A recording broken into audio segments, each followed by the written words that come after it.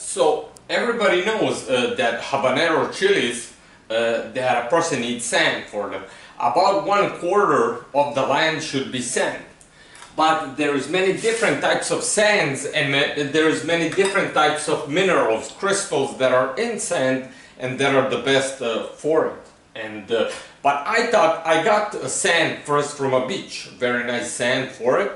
But then I thought I could go a bit further and make it even better and everything. And this is what I came up with. Today I was at the market shopping and everything for food and everything, then I saw this. And I'll show people right there, people can see that as I even touch it with a knife, it starts to fall apart. And this is like extremely white. So that means it's very good because it falls apart fast and it has a lot of minerals, it has a lot of all the things that the habanero chili needs are right there. But only when it is, when I turn it into sand, will it then be what it's supposed to be. And this is, let's say, how Maldivian beaches are made. These are made all over the sea, and then the current and everything carries them to the beaches, and that's how the beaches are made. Out of this stuff, actually. But the sea does that in hundreds of years. Thousands of years is needed that the sea takes these shells, takes bones, takes shark teeth, so on and so on, breaks them apart into sand, and then that's how, let's say, Maldivian beaches are made, which are some of the best ones in the world. And that too by itself is a very beautiful physics. I know that physics as well, how to make Maldivian beaches. Thought about that a lot in the past, in the Balkans, in the around Europe and so on, how to make Maldivian beaches and everything, and not expensive too and everything. It is a very beautiful physics, like the best architecture there was. In Dubai they tried that, they tried to make that, but they couldn't work with the sea, with the waves. They could not cooperate and make it like a natural beach. But every natural beach on planet Earth works with the waves. But they couldn't solve that problem. That was one problem in Dubai. And then they enclosed parts of the islands and made them like a port, basically, where there are no waves and the beach is not natural. But they are nice beaches, nice place. But if it was made natural, it would be a lot better. So this is like to go further, to make the best sand for a habanero chili. Many chilies, many plants need sand, but this is like brand new sand, freshly made. The sea makes this sand, like I mentioned, let's say in the Maldivian beaches, in thousands of years. Here I do it in one can do it in like a half an hour. So this is how one does it. Water is poured in about that much, 300 milliliters, 500 milliliters that is, and then the shells go in, which is how many the blender can do at one turn. And I got this brand new one, which is called like Pro Blender. I got this new one, it's about 200 bucks, but for what I'm doing every day and everything, it's like the best. It helps me a lot. I do work a lot faster and quicker and easier, and then it's worth the money. If a person is doing this, I got the most expensive one in the store. But it's a blender, it's not really that expensive. But it really helps out a lot. And this blender can even break the shells apart nicely, won't break and everything. Because it has a motor that is a lot stronger and everything. So there it is. That's what I got. White pearly sand. That's all from the shells I put in. It's white pearly sand, but this sand is brand new. There is even a liquid there. People can see that. That's now full of sand minerals. So if you are making habanero plants, chili plants, this liquid is also extremely good for them and everything and so on. Say 1/4 of the land used on a chili should be sand. But this is now brand new, freshly made, fully rich sand. So it has all the minerals, and it's brand new made. Therefore, it's the best sand can be, basically, because it's from a shell. And I got these in a store that cost me 20 bucks. There is some more of them that I'm gonna do, but for one chili plant it costs 20 bucks. And not the shells, but the stuff, the meat inside that's eaten. But there are fish restaurants, there are places where people take these shells and throw away every day. And the funny things about it is, this is also like $1 billion enterprise right there. This is how to make Maldivian beaches, how to make crystal clear waters that have white pearly sand under, like a beautiful, beautiful physics and everything. But only Dubai so far they try to make it, but they got the sand from the sea that has minerals because it was in the sea, salt and everything, but it's not white, it's not crystal clear waters, so it's maybe half good, you could say. Nature, let's say the Maldivian beaches are 1,000 times prettier and natural, therefore the waves hit the beaches and everything functions and so on. So those types of beaches also can be made in Europe, in United States, warm places, Gulf of Mexico, so on and so on. With this type of physics and understanding it, beaches can be made. Under the Mediterranean, that's where I live, the Adriatic Sea, there is white sand under the sea. Everywhere you can find it, basically in international waters and coastal waters. There's white pearly sand all over the place, and it's just sitting there, nobody uses it, but it can be extracted and then Maldivian like beaches made in Europe and so on and so on. A beautiful, beautiful business and everything. So the next part is, I take this, it goes to the chili plant. So now I'm gonna zoom in just so people see, and from here people can see that there's a foam. Now that would indicate it's carbon, because this is like rock, mineral, and carbon, you could say. It has partially carbon, but there were seaweeds on the shells. Some were different colors, which indicates they were made from different things.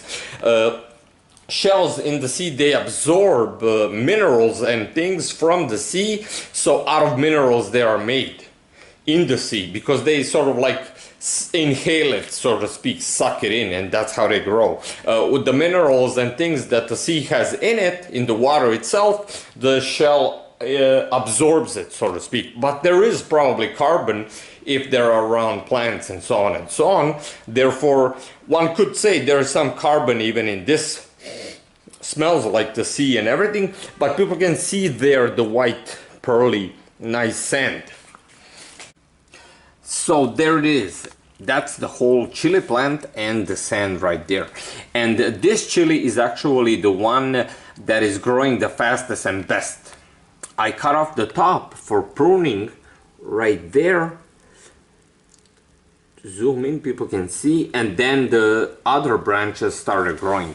And the branches started growing. There is 10 of them growing on the plant, so extremely well and fast. And one branch is has about 4 to 5 leaves, and it's about 2 centimeters sorta. And they all grew, 10 of them, some are smaller, they grew in like 7 days, in a week. So that fast, they're growing extremely, extremely fast.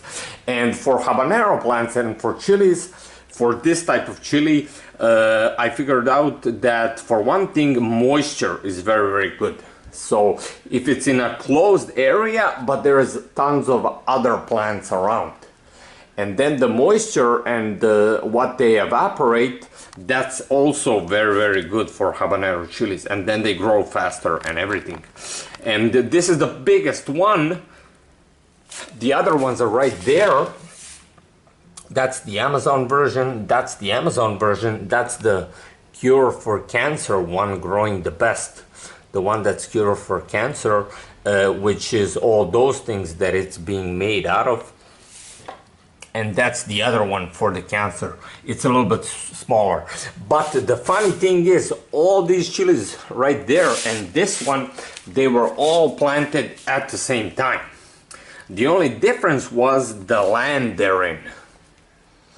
But then I realized that this type of land that I tried, it was actually not good for the chilies.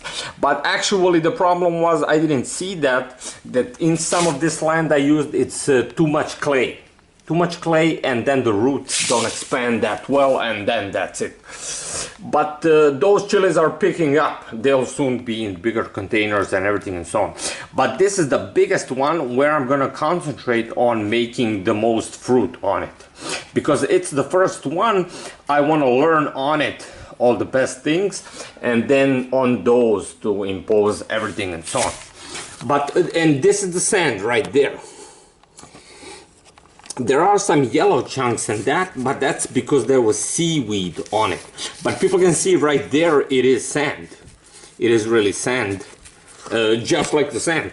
This is beach sand I got from a beach, but I realized this is mainly rock and salt. It's not really that good, rich or anything. Then I thought I'll just figure out something better. And as luck would have it, I saw these today when I was shopping for food, and I realized that they're very, very good for this. And actually in the sea, that's how sand, but tropical paradise, sort of like beaches, that's how they're made. A beautiful, beautiful physics. And if a beach is made, all these other parts would be taken away, although some of it is seaweed, which will just fade away. And then as soon as it becomes like that, as soon as it becomes sort of dry, then the white pearly sand comes to it. This is still wet now, and so on. But that too, making sand is like a billionaire enterprise. But something, it is so beautiful, I would say that just thinking about it is like very, very beautiful. Not making it, but just if you're thinking about it, it's like beauty, huge, huge, huge. Because you would think up how to make paradise like beaches. And you can pick where you want a cliff, where you want the beach, how big you want the beach. Like you design it, you think it up, and to make it, it's like something huge, huge and beautiful. A very beautiful physics in itself. But basically, that right there, actually, it is rock. But rock is mineral, because this is seashell stuff. So basically it's not rock, but basically it is the same thing. But it is broken apart. People can see right there, that's from the liquid of it. See, so the liquid too was sand, but very, very strong, rock-like liquid. Because there I poured in the liquid, and there I put the sand. But even this liquid right there will now remain, and the water will pick it up in months and months and years of the sand and it, and take it into the plant. And as it goes, habanero plants 40% or 1/4 of the land, which is the whole pot, should be sand. So, but the ground I used under has sand, which is sort of like that right there, but not that much. So then I added that sand, and then I figured out that this was even tons better. So in Dubai, they couldn't figure out how to solve like one problem with sand and waves. They spent all that money on those islands, and what they couldn't figure out how to stop the sea from destroying a beach. There's like 1 million beaches on Earth, and all of them are doing fine, and the sea doesn't destroy them, and they couldn't figure that out with all the billions they invested. It was like so unbelievable that the engineers and all of them were afraid. They couldn't figure out how to stop waves. Like, so that was like something funny, you know, that all those billions invested and you can't solve like a few waves, you know, to stop them destroying a beach. But it's a very beautiful physics of beaches and everything. But all the beaches on Earth, naturally the waves do not destroy them, so, and they remain. So there is a physics to do that. So that's on this chili plant, the whole explanation. This is the biggest one, fastest one, and in about a month it should start making chilies. In about a month. It's the fastest one growing and everything. And in the next days, we'll see what impact this new white sand has on it and everything. How good is it and everything and how it goes. But I can show people right there. I put some in the cactus because it is very, very good. But this is not even a sand. This is now like a goo basically in it. Because I thought it was too much to put there. This is not even a sand, it's a goo. But for cactus, that's extremely, extremely good as well. The cactuses are growing like huge, huge. They're growing very, very well. The top parts are now longer than the bottom parts, but this will help them as well. Because cactuses need tons of minerals anyway, so a little bit I put right there for the cactuses. And the other part I put right there. But now I have to fill the whole pot that it's all white and everything, and then it's finished. But basically that goo shows, you know, what minerals and things people need for these types of plants, cactuses, chilies and so on. Well, you can get that from shells, and people throw this away in the trash. This is just a seashell. Once people eat the inside of it, they throw that away in the trash. So a person could probably find them for free. Restaurants, seafood restaurants, they throw away shells every day probably. Chinese, they use them for some stuff, but... So a person can even find it for free, and right there people can see that's tons of those minerals and carbon and everything that the chili plant gets from the sand anyway. And there you had tons of it, so it'll make it strong, durable, rock-like plant, and it'll have all the minerals it needs, tons of them, even more. But that's basically the physics, you know, behind that, the sand and making of beaches. If a person can imagine you're going to a Maldivian island, the most beautiful place on earth, for a holiday, and it's beautiful and everything and so on.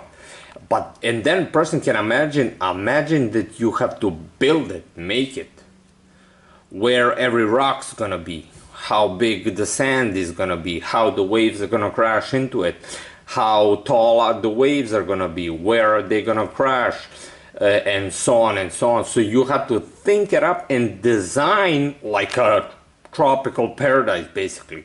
So it's like, just to think about it, it's very, very beautiful. But right there in the sand now made, a little bit of that physics is right there. So, and the sea, that's how the Maldivian islands were made actually. From bones of fish and seashells and so on and so on. But the sea has to break them apart for hundreds of years in the sea, or some longer, some lesser, and from all animals in the sea, their bones and so on and so on. And then that's how some beaches are made.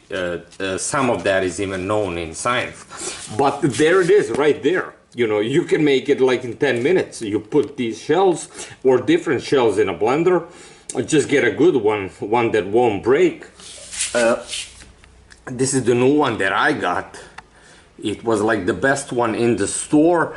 And really, when a person is doing this, really, I would say just get the best one in the store, because it will save you a lot of work, a lot of time. It will save you, and it gets the job done like very, very good. It's 200 bucks. It's just a blender, so it's not really that expensive. But it really helps you, because this is my like fourth one, 3 before this one broke down and so on and so on. But there it is right there, a little bit of that physics, even how to make Maldivian beaches. See, people in Dubai, they got sand from the Persian Gulf also, which was not white, but it was yellow. So of course white sand is a lot better for beaches. But here in Europe, in the Mediterranean, we have tons of this sand, white sand, and it's just sitting there doing nothing under the bottom of the sea.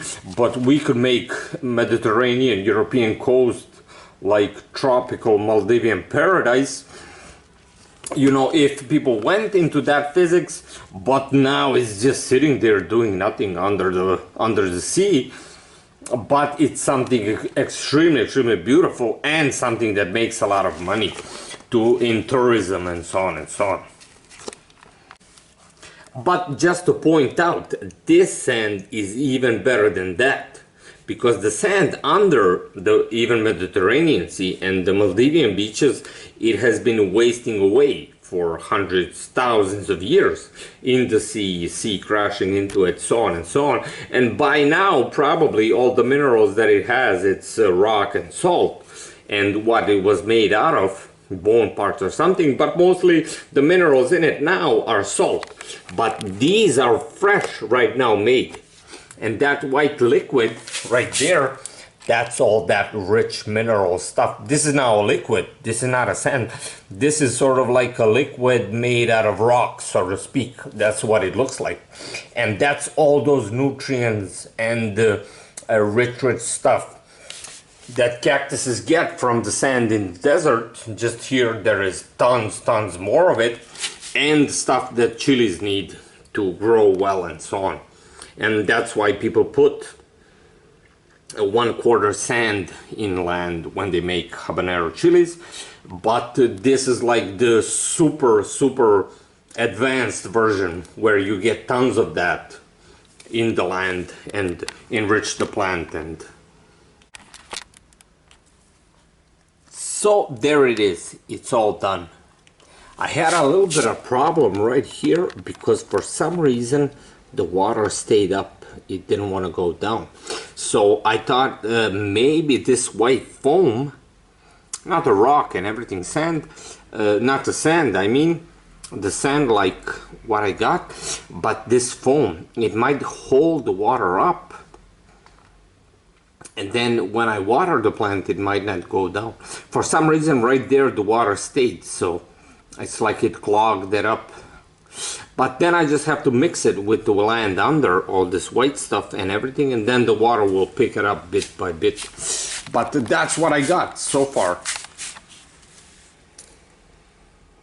This now really looks like sand on a beach and so on, mixed with other stuff. There's a big piece that remains green. And this is sort of just like crystals, when people observe crystals that are on dry land, dug up and everything. That one's green, that one's purple.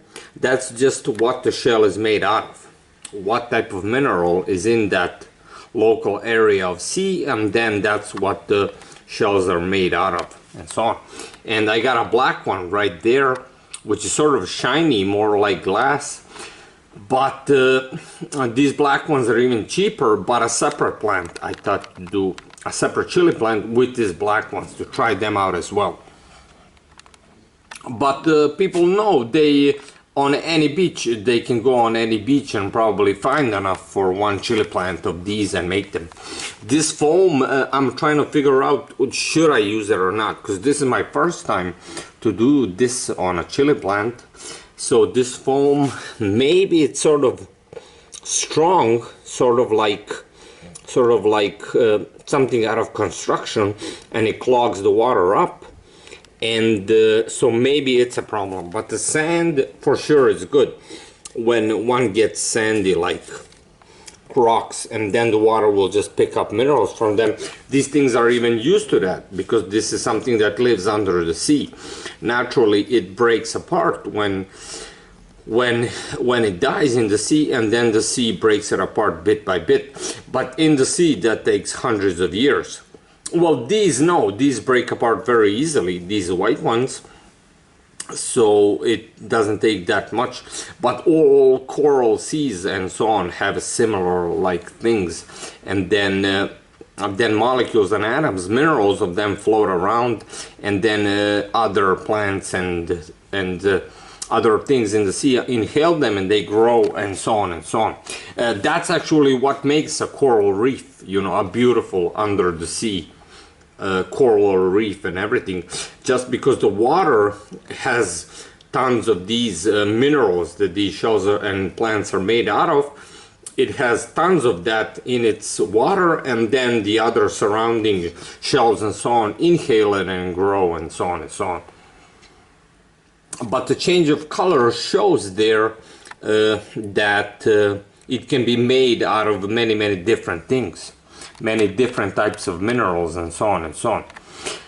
But the whole point is the chili plant is now going to get tons and tons of minerals, because I mentioned to water a cactus with mineral water, and there people can see how good it's growing and everything, but now it's got tons of minerals right there.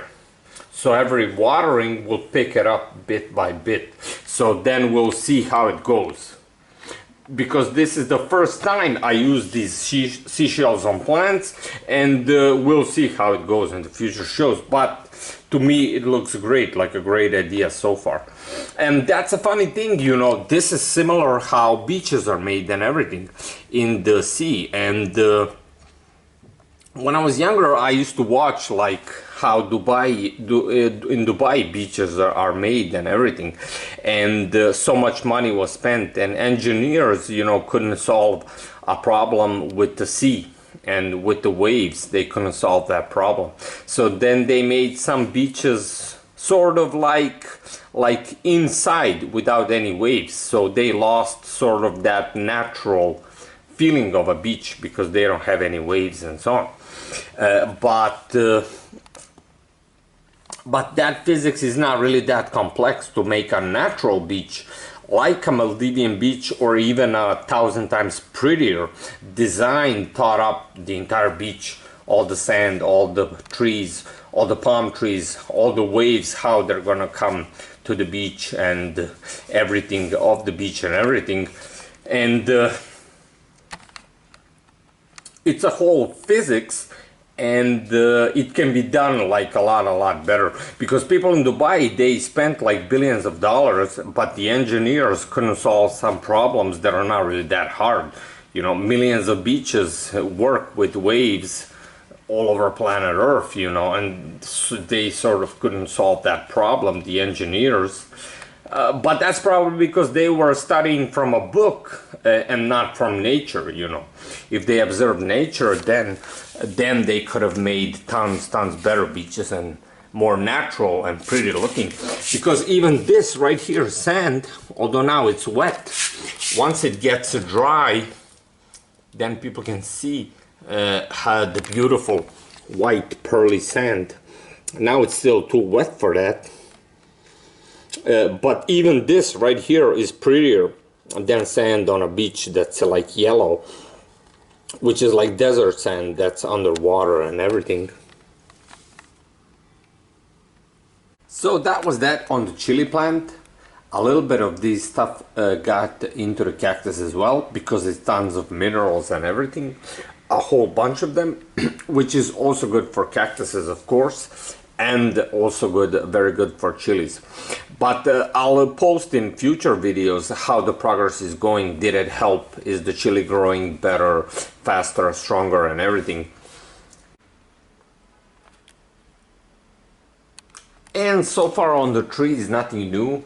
New tomatoes turning red, but now they're in that stage, like a 10-day period when all the flavor is made. So they're sitting there, and that's what it's being waited for. There's a lot of red tomatoes. If you enjoyed this video, subscribe to the channel if you like knowing new things, new science about plants and making foods and everything. And people's comments are always welcome. What people think about taking these minerals from the sea and putting them into plants and things that people eat and so on. So that's it for today's episode, and see you next time.